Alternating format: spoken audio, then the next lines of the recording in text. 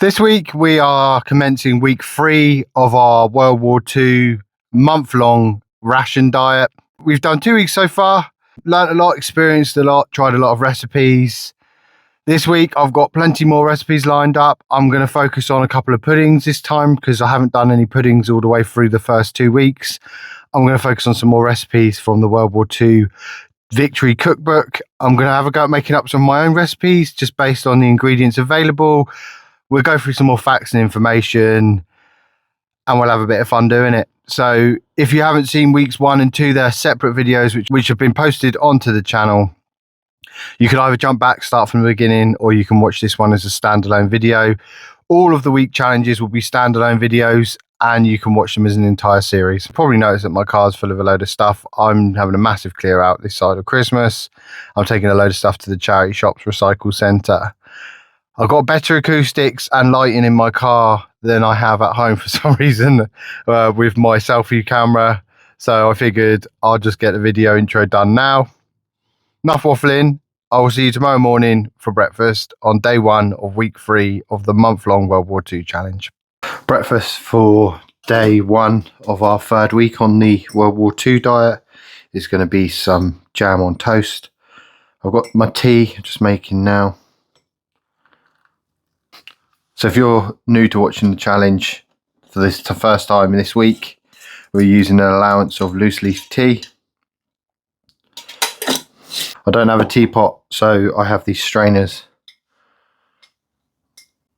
where you put your loose leaf tea in, then you can put them directly in your cup. What I might do after breakfast is just go through, refresh quickly on the types of rationed, unrationed and point system based foods. So we'll do this and then I'll jump back to week 1 and quickly show you that. So I've got my jam on toast, I've got my cup of tea. I'm going to avoid having some of my sugar ration this week in the tea to start with because the jam's sweet enough, it's got sugar in it. Normally if I have a savoury bit of toast, so a bit of margarine on it or something, bit of savoury porridge, I just have sugary tea, but I'll switch between the two based on what I'm eating. But let's do that recap and then after that I'll see you in the van for lunch. A week's ration for 1 adult during World War II. So these are the items which were rationed out using a ration book system allocated to each person, starting with 8 ounces of sugar, which seems like quite a large amount of sugar, but that would be used in baking, creating and making your own preserves, cooking, and if you have it in your tea. 3 pints of milk, a weekly allowance of 3 ounces of bacon.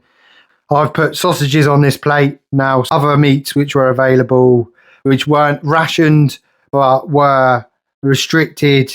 Offal, fish, poultry, and game were originally unrationed, but supplies were limited and they were often difficult to find. Tin sausage meat like spam were available through the point system, which was also around for other tin goods and dried goods. Corned beef, such as fish and beef pastes, also available under the point system.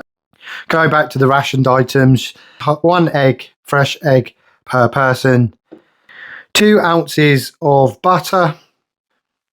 2 ounces of preserve. For example, here we have some jam. 3 ounces of cooking fat. Other fats included lard.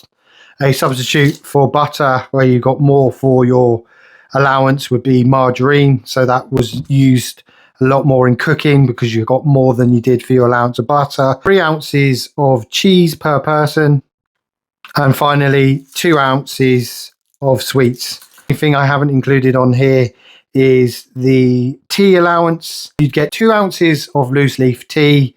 This is your rationed allowance. These are the items you'd get in your ration.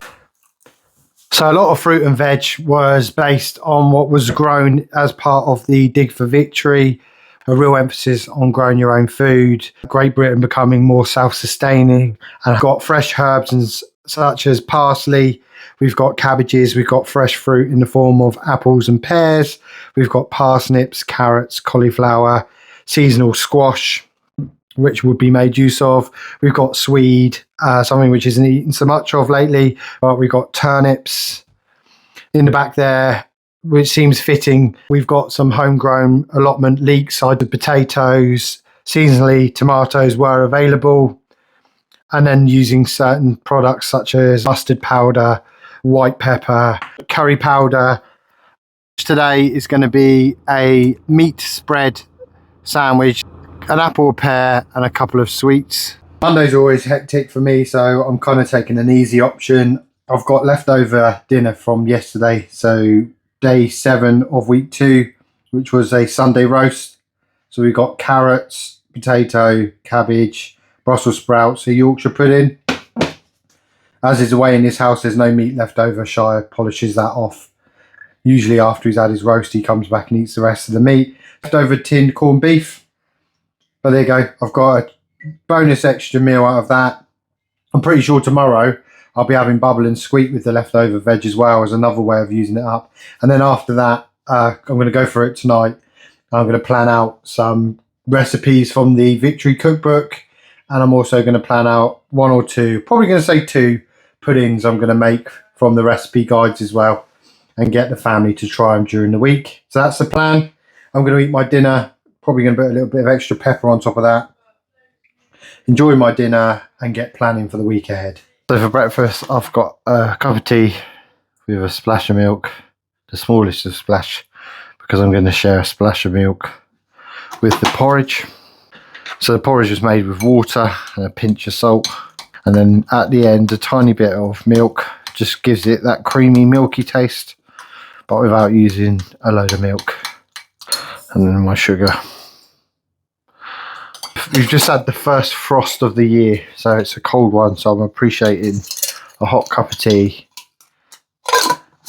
and some porridge. I'll see you at lunchtime. Just pulled over for my lunch. I've got one of my favourite sandwiches at the moment. I've had it a couple of times during this challenge, and I'm sure I'll be having it again next week. In the last week, I've got some very chunky beetroot with a bit of cheese in my sandwich. So a beetroot cheese sandwich. Last week someone recommended grating cheese to make the cheese go further, so I'm sticking with that. I've got a couple of plain digestive biscuits. And then I've got an apple on the go. I forgot my sweet again, but I'm kind of glad I did, because I was reading the comments from week 1 and someone recommended that I try making a herbal tea with one of the Army Navy sweets. If you've watched episode 1, week 1, you'll remember that I picked up the 2 ounces of Army Navy sweets from Milestone Museum. They had opium in them when they first came out. When they were first made, they had opium in them, but they obviously don't have that in now. But they have got a herbal taste to them. And the recommendation was to put them in some boiling water, and then you get like a sweet herbal tea. So we're going to try that this afternoon when I get home from work.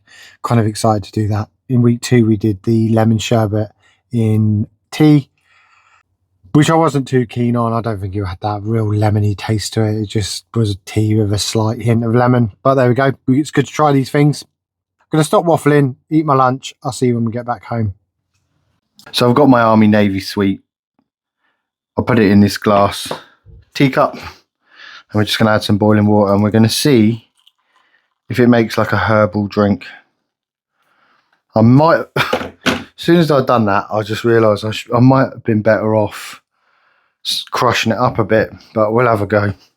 See if it dissolves. You can smell the sweet already. It's got like a really herbal, mentally kind of, it's hard to explain. Yeah, I'm really regretting not breaking that up. This is going to turn into a right mess, isn't it? Right, let's get that out. Right, I've smushed it. I've made an absolute mess. But it wasn't dissolving very well, so let's try again. Just quickly clean up my mess before it sticks on there forever. Right, so it's mostly dissolved. There's still a bit at the bottom. I'm not sure if I was meant to put tea in it, but I don't know if that would actually work. But from the smell of this does smell like a menthol kind of, a mentholy kind of tea, like a menthol drink. Just going to give it a try. Oh, I actually quite like that. Okay, so that's actually really nice. I wasn't a big fan of the lemon sherbet in the tea, but as like a menthol drink, the Army Navy sweets actually do quite a good job. Kind of sugary and herbal at the same time. Yeah, that works. Actually, that's a really good idea. So thank you for that in the comments. Right, tonight we're going to use up the last of the leftovers from the Sunday dinner. So we've got some carrots, cabbage. I've even got some Brussels sprouts in there. When it comes to making bubble and squeak, you can pretty much add whatever you like. I've got some of the old roast potatoes, leftover cold roast potatoes, then go in the mix. Got quite a lot of cabbage there. I don't want too many. I've got like 5 Brussels sprouts as well. Oh, an extra bonus roast potato. So there's 3 of them in there. Well, that's the mix we're going to use. Going to add a little bit of butter. If I was making bubble and squeak normally, I'd add a lot more than this small piece of butter I've added in. Go add some pepper and some salt. Just going to mash that together. And then to that we're going to add some cheese. I was mashing it with the potato masher, but it wasn't doing a very good job, so I just got stuck in with my hands. Get that all mashed together, look. So I've got a pan getting nice and hot with some fat in it, some lard. We're going to make little patties out of the bubble and squeak.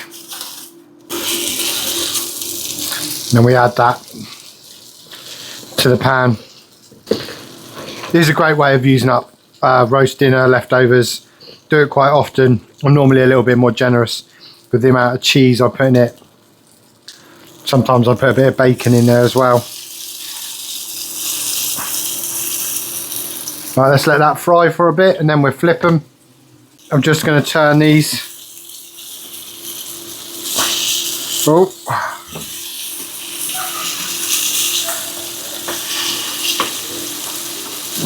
Falling apart a little bit, but that's fine. You'll see in the background I'm frying down some sausage because I'm currently cooking pasta. Sausage, Polish sausage, and a big old vat of pasta for the family. And there's some garlic bread on the go in the air fryer. So it's all a bit noisy and a bit hectic tonight.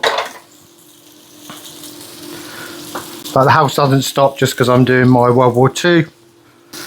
Right, I'll get back to you when these are fried down and we're ready to serve. There we go, got a couple of bubble and squeak patties. Ordinarily I'd have a egg with it, but I can't because I know I'm going to be using quite a bit of egg in baking and making puddings for the rest of the week. So I'll settle for having that.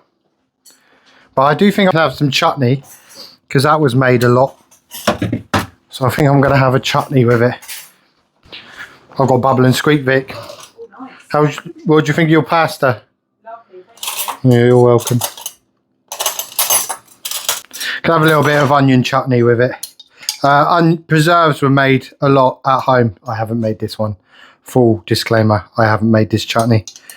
But a lot of chutneys and preserves were made at home. It was a good way of preserving and using up produce. Actually looking forward to this. Temptation to eat Polish sausage is massive. There's a wee man running around, grabbing his knife and fork. Right, let's give this a go. Delicious. I love bubble and squeak anyway. It's there's many ways of making bubble and squeak, but making it into a patty like this is one of my favourite ways of doing it. Adding a little bit of extra cheese and making it a bit buttery just adds to the flavour on it. Delicious. Tasty way of having leftovers from a Sunday roast. Tomorrow, when we get home, we're going to have a full-on baking day, I think. We're going to make a load of, at least 1, but probably 2 different types of puddings. And I'm sure the kids will all come and give me a hand trying them, sampling them and giving their opinion on them. I'm going to eat this. I'll see you in the morning. Breakfast this morning is some toast with margarine and a cup of tea. Right, just pulled over for lunch. I've got a jam sandwich, an apple and a pear. And I'm looking forward to getting home to make a potato dish for dinner and to have a look at making a pudding as well. So yeah, that'll be good. See you when I get home. But we're going to make some potato pancakes. I'm just making a brew as well. We're making what's known as Irish bread, and this is a recipe from a cookbook, Potato Peak cookbook. So someone actually emailed me from the comments and sent me an emailed scanned version of the Potato Pete cookbook, and in it there was loads and loads of recipes for using potatoes, because potatoes were a massive part of the diet. Like I said previously, they wanted people to eat up about a pound's worth of potatoes a day as one of the main staples. So I thought, right, let's get on and do some of the recipes out of that book. So over the next few days, it is going to be quite potato heavy. We're going to make the Irish potato bread, also known as fudge. Requires flour and potato, so we can use that, and that doesn't use up any of our actual rationed items other than a bit of butter if we choose to cook them in the butter or margarine. And then I'm going to make some mushrooms in a cream sauce, a bit like the creamed leek.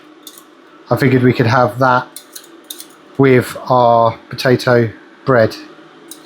So I'm going to get on and finish peeling all of these. Right, so the next thing we need to do is, using some boiling water with some salt in it, so I'll just put some salt in it.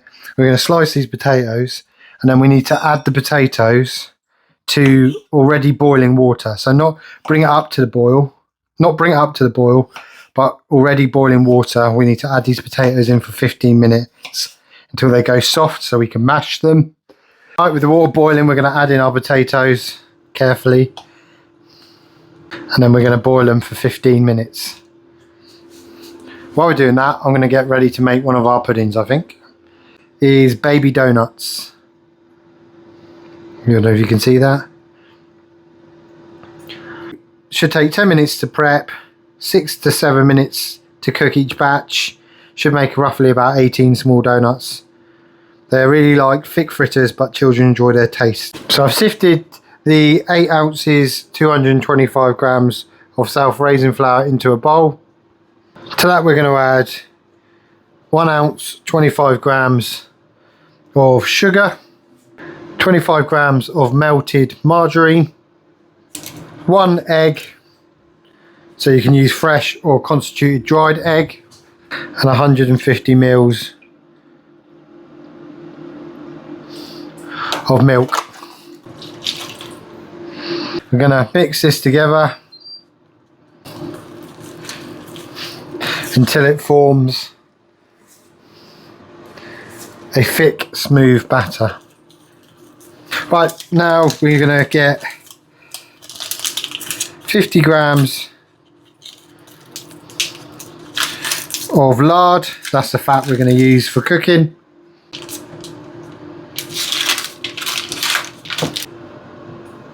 Lard goes in the pan, fat heating up.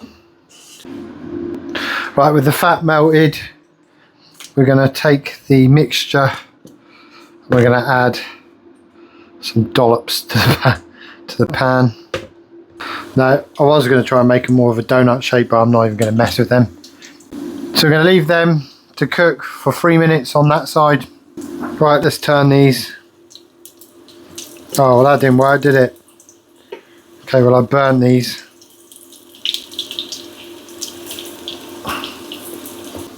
They need a lot less time. I'll be having burnt ones then, and I'll give the kids the other ones to try. Keep an eye on them a bit better. Right, let's try again. I think I made them too big anyway, to be honest. Yeah, I definitely made them too big. Lessons are being learned, guys. Lessons are being learned. Because this was meant to make 18. See that one there? That one's the proper size one, I reckon. Because that would have been 1, 2, 3, 4, 5, 6. Yeah, definitely messed them up. Not so baby doughnuts. The next step is to sprinkle them with some sugar. There we go, there's a finished lot. So these are, and obviously mistakes are made, and I'm not going to hide mistakes from you guys and pretend everything's perfect. But these are my not so baby doughnuts. I made them too big. They should have been a bit smaller than this, if I'm honest. But let's get the kids to give them a taste test and make sure they don't look at the bottom bit where it's burnt. I think so. Excuse the beeping in the background, but I think They need to be a bit smaller. The fat and the cooking temperature needs to be a bit lower so they don't burn so quickly. But I have tasted them and they taste really nice. So there's a little spoiler, but I'm going to get the kids down. Shai's taken about 50 minutes to come downstairs. So do you want to try this? These were meant to be a bit smaller and these are meant to be World War II baby doughnuts. Do you want to try it? Right, Peyton really liked them. Her boyfriend Hector liked them as well. I think these are really good. I think I burnt them, so I don't know. I could have done a lot better. But I will share with you the failings as well as the successes during the challenge. And that definitely was a bit of a fail. I'll probably come back to that and I'll make them smaller and I will reduce the heat when I'm cooking them. Still taste nice, still taste really good, still taste like donuts, and they are a really nice treat. They're slightly dusted in some sugar. Yeah, tasty. Right, now that's done, I need to get on and do dinner. Now the potatoes are drained off, we're just going to add them back to the hot pan, which will dry them out further. And then we're going to mash them. So this is basically getting rid of any excess water. And now we need to leave this to cool down so it gets comfortable enough to handle. Now this is sufficiently cooled off enough, we're going to add a decent pinch of salt. We're going to add some pepper in. And then we're going to add flour.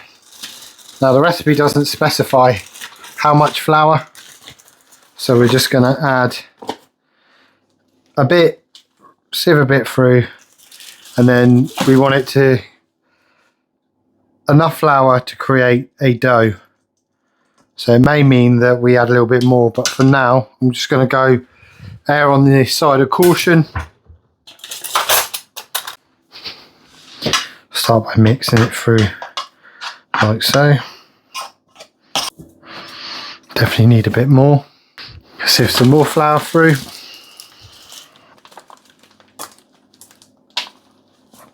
Right, next we need to get a well floured surface. I'm quite happy with the consistency.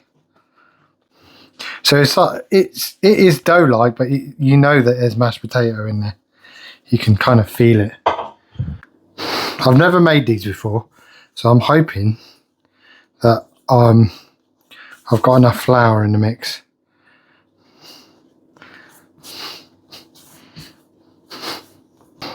So this is a ration version. I'm pretty sure that the Irish traditional version, you add egg to them. I may be wrong. But I'm going to put it in the pan.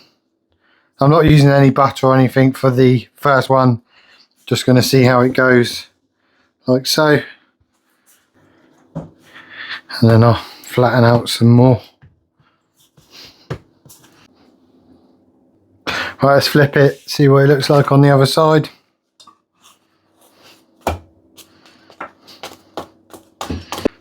Looks good to me so far. Got a few more to go, so what I think I might do is start making the mushroom side of my dinner. And then we're going to have some of these left over, which is going to be great. So I've got some mushrooms, big mushrooms. Right, so I'm going to slice up some onions. Slice up some mushrooms. These big old mushrooms, I might cut them, might halve them. Right, I'm going to get some margarine in a pan. Just going to fry the mushrooms down for a minute. Let's take a look at this potato bread.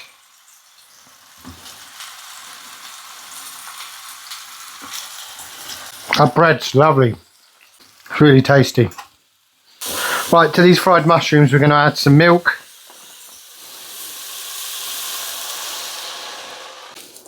And loads of fresh parsley.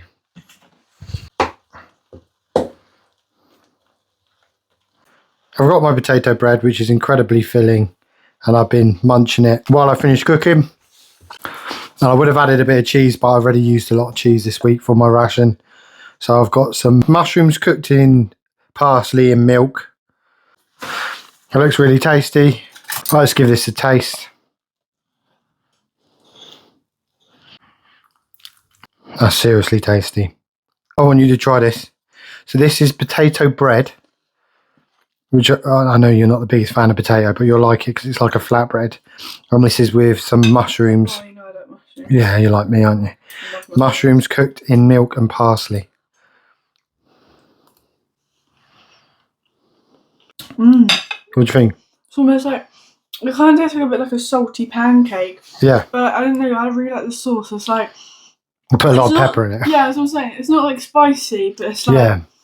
It's very flavourful. Full of mushroom flavour. I didn't think I was going to be flavourful because you said potatoes. Yeah. But I don't like potatoes because I don't like I just think they're plain. That's really nice. With the sauce and everything. Oh, you like that? Yeah. Is it as good as the leek one? No. It's good, but it's not as good as the leek one. It's really good, but I prefer the leek one. Funny enough, I prefer this one, but it's because I love mushrooms so much. And you know I like salt. Yeah. And the leek Yeah. one was quite salty. Yeah. Right, thank you, darling. Yeah, this is seriously tasty. Right, I've got a couple of bits of potato bread left for tomorrow. I'll have a think of what I'm going to do with it. I might do some curried veg and stuff them with some curried veg. Oh, that sounds nice, doesn't it? Do that, and then we'll do another pudding. And someone did mention bread pudding with my stale bread from my leftover victory loaf. I might do that tomorrow. I'm not promising though, because I change my mind every 5 minutes. I'm going to eat my dinner. I'll see you tomorrow for breakfast.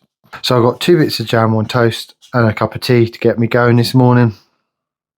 Right, so I'm going to quickly eat my lunch today because I'm feeling harassed. I'm having one of them days and I barely had a chance to stop at work.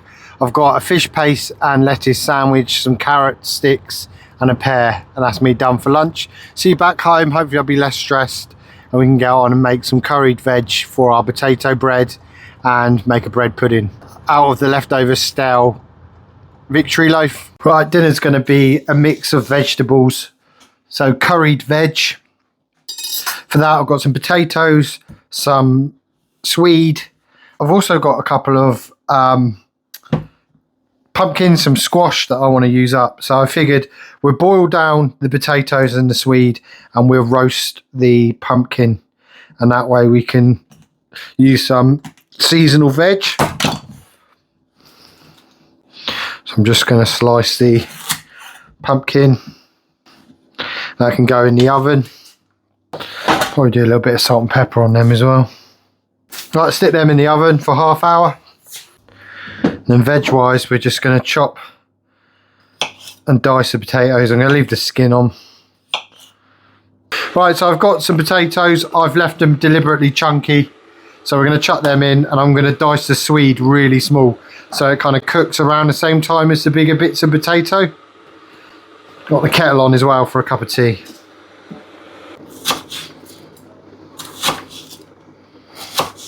Kettle's on overdrive today. Peyton just stole the kettle water to do a hot water bottle because she's not feeling great. And now I've got to reboil the kettle to make some tea. Anyway, enough of my kettle woes. Here are some of the diced swede. So that's all going in the pot. We've got potato swede and then I'm going to put some pumpkin in there as well. I'm not sure if I'm going to add carrots. I think I'm all right with like potato swede pumpkin mix. This isn't a recipe from a recipe book. I just know that from them using curry powder, having these vegetables, I could just make a nice curried veg. And what I'm going to do is take the potato bread from yesterday and I'm going to fry it off in a little bit of margarine or butter. I don't know how much butter I've got left this week. Just to crisp it up, I just thought that'd be a nice, something nice and different to have for dinner today. Boiled the swede and the potato till soft. We're going to chuck that in the pan with a little bit of the water it was cooked in. To that we're going to add, I'm just going to cut out chunks. I'm leaving the skin on because there's actually, as long as the skin's healthy on the pumpkin, it's actually good for you and it's full of nutrients. Just going to chuck that in the pan as is. Right, to that we're going to add some curry powder. I'm going to go for medium because I don't want it too hot. Add some pepper, some salt. Also going to add a bit of bovril because I want to give it a meatier flavour because there's no meat in it. So we're going to add that just to give it that extra bit of flavour.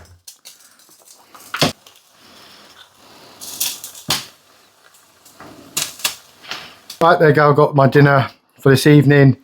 And I'll tell you something. The potato bread crisped up with butter is next level. Really delicious. Really tasty. With a load of flavour to it. Got my curried potato, swede and pumpkin mix with the bovril to add a bit of meatiness to it. Let's give it a try. Oh, that's really tasty. Always got a bit of a spicy kick to it. That's medium curry powder, but it's definitely got a kick to it. Really tasty. Thing is, I've got loads left over, so I'm actually going to have some in the sandwich because a lot of people reminded me in the comments and reading in the potato Pete leaflet. Potato was quite a common sandwich filler. There are some recipes for doing some mashed potato sandwich filler, which we'll do in week 4 for lunch during the week. But I can use what's left of this because there's so much of it left over there. Use that in a sandwich for lunch tomorrow. I'm going to finish this and then we're going to make bread pudding. So we need to soak that for 10 minutes. The 10 minutes soaking, we're going to drain off and dry out the bread as much as possible. So there's the bread after it's been soaked for 10 minutes in cold water and then drained off, and now it's all mushed up. Then we're going to add the margarine, the sultanas, the sugar, the egg. The only thing we're not going to add is the spice. Give that a little mix through. And then we're going to add a little bit of milk, bit by bit, until we make a sticky consistency. I've gone with half a teaspoon of cinnamon. I don't think I recorded doing it, but there we go. Half a teaspoon of the cinnamon. We're just going to mix that through. Then we're going to get ourselves a tray. Then we're going to put the mixture into the tray. Right, where's my spatula? These spatulas were an idea from the comment section. And they were actually a gift from the comment section as well, from my Amazon wish list. And they are absolutely brilliant for getting every last bit out of your bowl, easier than a spoon. Spread that out in a tray. It's going to go in the oven on a lower temperature, so about 160 for about 45 minutes. I'll get back to you when it comes out. We're going to cook it until it gets slightly browned and crispy on the edges. Right, let's take a look at how these have turned out. Quite a lot here.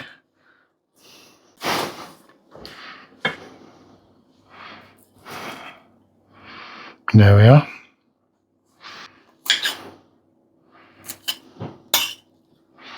Oh yeah, I forgot. Said to sprinkle sugar over once you're finished. Let's start that again. That's seriously tasty. Delicious bread pudding with sultanas. Fantastic way of using up stale bread. Makes a delicious pudding. And that's the second of the World War II puddings I wanted to get done. Ticked off the list. Poured over my lunch today. I've got the potato, swede, pumpkin curried mix in a sandwich with a pear. I thought I'd recorded this morning's porridge with a cup of tea, but I'm having a bit of a nightmare today. Nothing's going right. I'll have my lunch, get home, hopefully things sort themselves out, and we'll sort out dinner. Right, it's Friday night, and if I had any hair, I'd be letting it down. I'm having some fried chips, so I'm frying off some chips in fat. So I've got crispy fried chips. I've got a pint of Guinness. I've got some mushy peas made from some dried marrow fat peas. So I did a little bit of research because a few people pointed out that the point system, I've used quite a few points on some corned beef and the stewed beef. So the point system allowed a certain allocation for dried beans, pulses, and fruits, other such dried goods. And they've tended to be predominantly less value in points than your tinned produce. So a pound of peas or beans would have been 1 point, and the average point allocation, and again, this is all based certain times during the war and based on certain availability, but your point system ranged between 16 and 32 points per person, and a pound of peas, dried peas, would have set you back 1 point. So a lot of people picked up things like dried pulses, beans and peas because they didn't use so much of their points allocation. A tin of baked beans would cost you between 4 and 6 points, and certain meats would be a lot higher in points value. Now, a lot of the meals I was making this week have been worked out based on a family of 4. So my version or my part of a family's worth of points. I tried to make that clear. I'm not sure if I did a good job of it. So, you know, I'm only using a small amount of these peas. This would have gone into the whole household, so there would have been more peas for everyone else. And it would have been, I don't know, say 1/4 of a point if you want to add up 4 people's points and divide that. So, yeah, I'm not going to get into the thick of it and confuse myself trying to explain and work out the point system. I'm just saying that it was worked out roughly 1 point for a pound of marrowfat peas. So they were quite common, especially up north. Mushy peas were a really good thing to have with your dinner. Right, that said, I'm nearly finished frying off all these chips. I've got some sausages on the go, and then I've got peas, and I'm going to have a bit of brown sauce with it. I've got my chips, I've got 3 sausages, and then I've got some mushy peas to go with it. Squirt of daddy's sauce. I'm so happy with my dinner. I'm so grateful for this dinner. Going to really enjoy this. And then Shire's got a late rugby training session tonight. It's freezing, so this is going to warm me up. I've got a cheeky little pint before I go. I'll probably have another Guinness when I get home. But there you go, Friday night's dinner. Fried chips, mushy peas, sausages. Lovely. In such a rush to get on and eat my dinner that I forgot to mention, I'm going to put a little bit of pepper on those mushy peas. That's just how I like them. And I've got a bit of bread and margarine so I can give myself a nice chip butty. Perfect. Right, breakfast on Saturday, so 6th day of week 3. Just going easy with a bit of margarine on toast and a cup of tea with a bit of sugar in it. There's quite a few jobs to get done today, so then we'll come back at lunchtime, make something. And I'm thinking of putting on a stew, like a vegetable stew for tea tonight. Maybe have that with some toasted bread or something else. Just, you know, bread, potatoes, just keep things going, keep me full. And then tomorrow morning, I'll make sure I get that weigh-in done so we can see how much I've lost or if I haven't lost any. I can't really see it this week, so we'll find out tomorrow morning.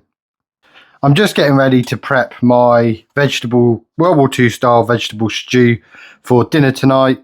So this could have been used as a lunch. As a lunch, we would have it with a bit of bread, which may do tomorrow afternoon. And then for dinner, you can add dumplings.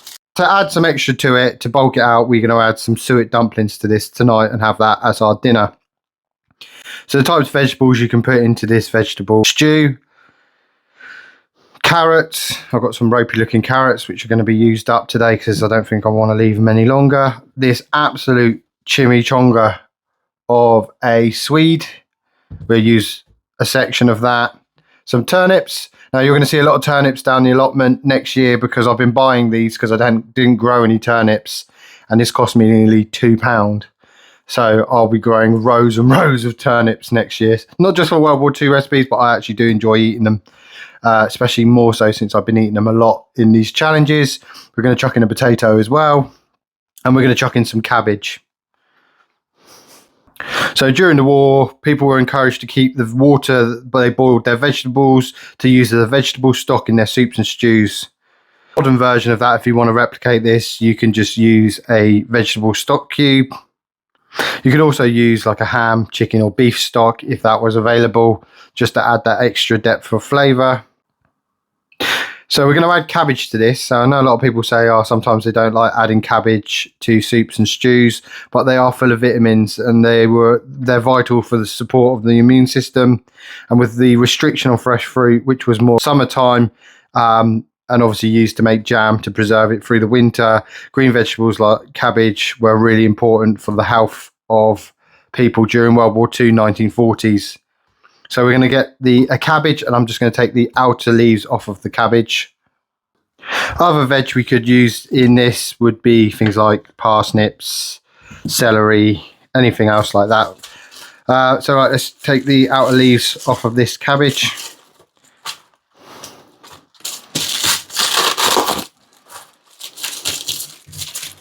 That probably do. I don't want to make too much today. We'll halve the turnip so I can use it in another recipe. That's what it looks like inside. Because this swede is so massive, I think once I actually get cut into it, need an axe for this one. I can imagine a load of people cringing whilst I was doing that, but I did have my hands away from the knife, and I am actually using a bigger knife for that job. So we've got some swede, got some turnip, got some potato. It's quite good to have a variety of different ingredients to add to the stew, just to give it a bit more flavour profile. You could just do swede and potato stew, but because we've got these, we can add them in. I forgot to mention we're going to use an onion as well. So let's start off by chopping up the onion. I'm amazed how quickly these 3 weeks have passed so far. It doesn't feel like there's much left of the challenge, and it felt, I'll be honest with you, a bit daunting when I've committed to starting the challenge and doing a 4-week World War II diet. I mean, it's flown by. I've benefited from it. I've learned a lot of information. I feel like I'm eating healthier. I'm not weighing myself till tomorrow, but I'm presuming I've lost a bit more weight.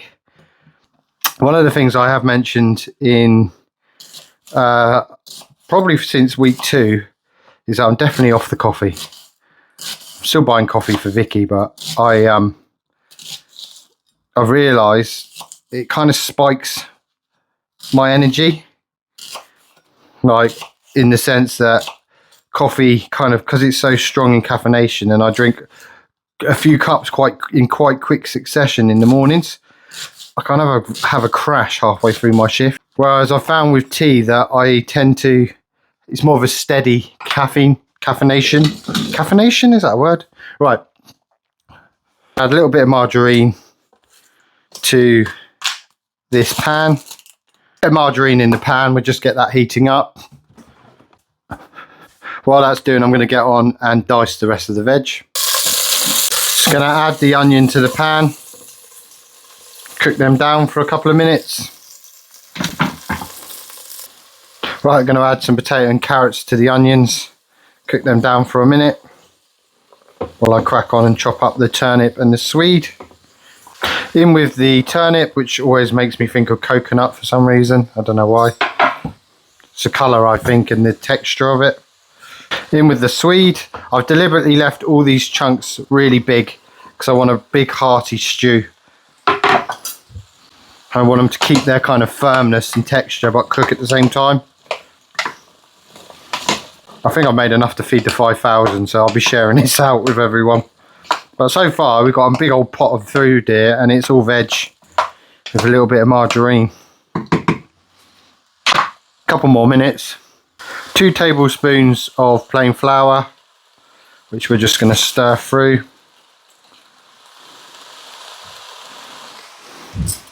And then we stir through a litre of vegetable stock. Now look at the size of this chunk. I didn't realise I hadn't chopped that one up a bit very well. Oh well, big old chunky bit of swede there. Good job, I love swede. Right, now you've got 2 options of this. So you've got the World War II way of doing it, which would be to cook this down for 20-25 minutes to everything's soft. Or I'm just going to chuck mine in the slow cooker because I've got a million things to do, including some filming, some editing, some general housework, and sort and shire out. So what we're going to do is chuck that in the slow cooker, leave that on for the next 3-4 hours, and then I can come back to it. So that's everything in the slow cooker. We'll leave that to cook down. Just going to tidy up the kitchen and get on with some other stuff. Lunch, I'm just using up the last of the curried veg. It's done me quite well, that curried veg this week. Really tasty as well. Quite enjoyed it in the sandwich.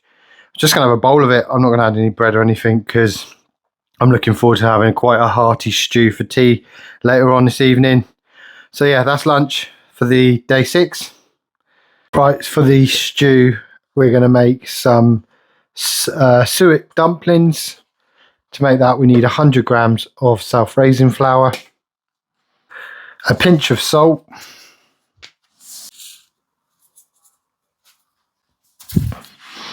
so there's a pinch of white pepper. Just do a little shake. 1 teaspoon of mixed herbs. Just using the half size to get in there. Although I do keep forgetting I've got these. I need to leave them on the side. I was given these off my Amazon wish list to get into the jars better. So I'm going to put them on the side because I'm constantly forgetting to use them.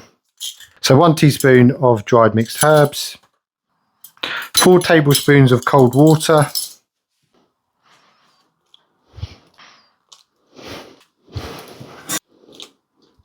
And then 60 grams of shredded beef suet.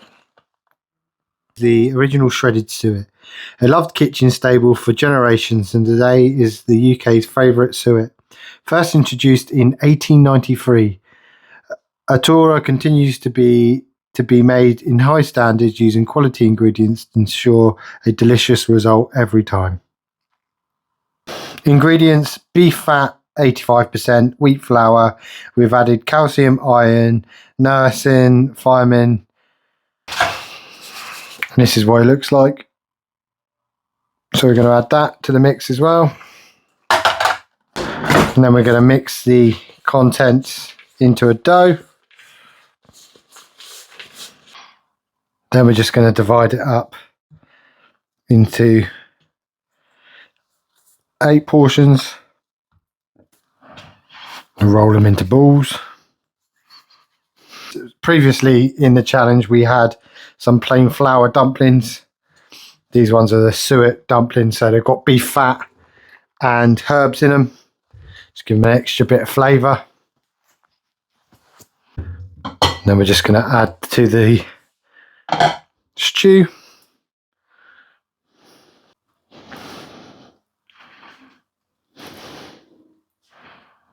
There we go, lid on. So these take 20 minutes. I'm just going to give them 15 and then I'm going to add in the cabbage and then we'll cook for the last 5. Right, for the last 5 minutes we are going to add in some diced cabbage. Finish off with a load of fresh parsley. Just going to mix that through. And I'm going to get ready to serve. There we have a big hearty bowl of vegetable stew with suet dumplings. Steaming hot, delicious. I've got loads left over. I might even end up having it for dinner tomorrow. I might do a bit of ham or something with it. But let's give this a taste test. Oh, stunning. Absolutely delicious. Try the dumpling. Fantastic. Really, really, genuinely happy with this. And I've just hit 25,000 subscribers on the channel as of making this. It happened a couple of hours ago, but I've only just been notified. So yeah, I'm going to be celebrating 25,000 subscribers on my YouTube channel by having a big bowl of World War II style hearty vegetable stew. I cannot thank you all enough for all of your support on the channel, all the subscribers, all the comments, likes, support. I appreciate all of you. You've all helped me get to this point. You've given me tips, advice. You've given me positive feedback, criticism to improve the channel. I wouldn't be at 25,000 if it wasn't for all of you guys. So I humbly just say thank you so much to everyone. So, you know, this is our community channel. This is a channel for all of us. Thank you. Anyway, enough waffling. I'm going to get on and eat this absolutely delicious stew. time for the weekly weigh-in, end of week weigh-in. 17 stone and a quarter. So 17 stone and a quarter. So that's quite a lot of weight loss. Doesn't feel like it though, it doesn't look like it. And every single morning when I do it, there's this little guy. Yeah, I'm trying to weigh myself and you're just desperate for breakfast, aren't you? You just want breakfast all the time. You're going to end up on the scales weighing with me, aren't you? It'll be 17 stone and 1 cat. Finishing the week with a breakfast of simple porridge and water with a pinch of salt. Just how I like my porridge. Not going to add any milk. It's nice and creamy and I'm happy with what I've got for the breakfast. There's lunch on a rush today.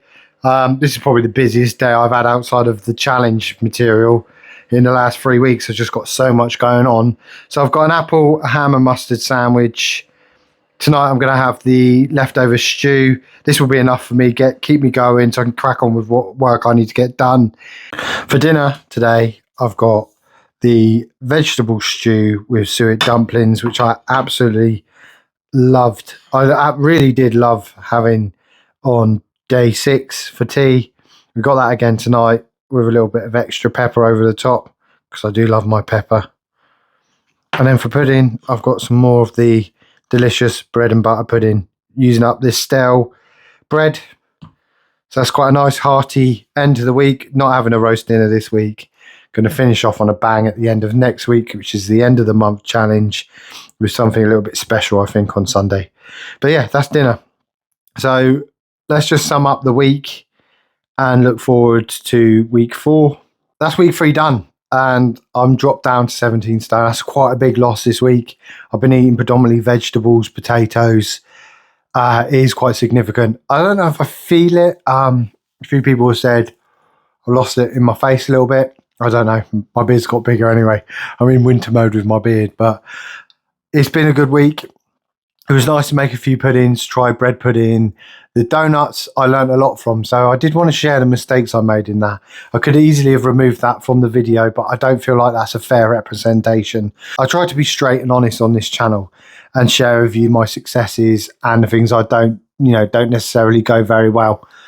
So if I was to redo those doughnuts maybe in another month challenge, I'd make them a lot smaller. They only needed to be little tiny donut shaped bits of the mixture going into the fat. I made them very big. The kids loved them. They tasted like donuts. I enjoyed them, but they could have been done better, and the first lot were burnt.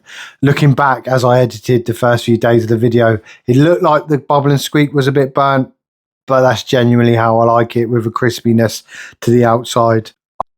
I wouldn't say I've been hungry. One of the things I always mention on these World War II ones, it wasn't a starvation diet. It was just a change of habits. So lack of meat, reduction of meat, a reduction of dairy, but an increase of vegetables and bread and stuff like that. I jumped in to do this as I'm eating the vegetable stew, which I have to say with the suet dumplings. And suet was an important part of the diet in World War II, 1940s era's food, because of the added nutrition you got from the beef fat suet. So yeah, anyway, I'm conscious I don't want to waffle too much, but week 3's gone really well. Really enjoyed it. Shocked that I've dropped down to 17 stone. And I'll be honest with you, I've had a few Guinnesses and I've had a few Nuki Browns this week. I've incorporated a few beers as I go along.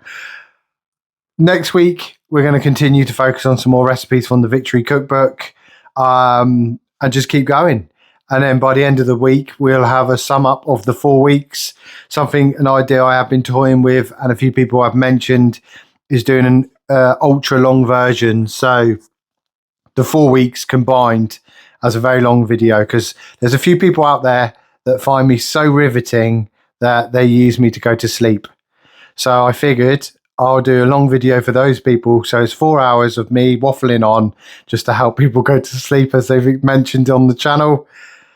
Other than that, thank you for watching. I hope you can jump in for week 4. If you jumped in on week 3 and this is your first week, check out weeks 1 and 2, because there's some nice recipes in there, some interesting information, and I hope you enjoy them just as much if you've made it all the way through to the end of this one.